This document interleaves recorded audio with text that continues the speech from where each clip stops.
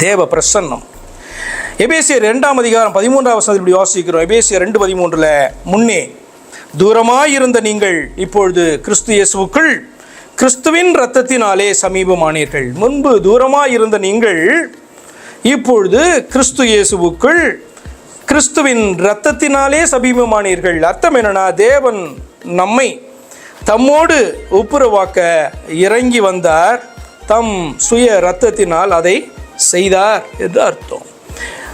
அப்ப கிறிஸ்து இயேசுவுக்குள் கிறிஸ்துவின் இரத்தத்தினாலே நாம் தேவனுக்கு சமீபமானோம், தேவ பிரசன்னத்துக்கு வந்திருக்கிறோம் அப்படின்னு சொன்னா என்ன அர்த்தம்னா, தேவன் நம்மை தம்மோடு ஒப்புரவாக்கி கொள்ள என்ன பண்ணாரு, இறங்கி வந்தார், தம் சுய இரத்தத்தை நாள் அதை செய்து முடித்தார் என்று சொல்லி அர்த்தம். வேறு விதமாய் யோசிக்காதீங்க, வேற அதுக்கு அர்த்தமே கிடையாது. ஏன் என்று சொன்னால், தேவன் அதரிசனமானவர்.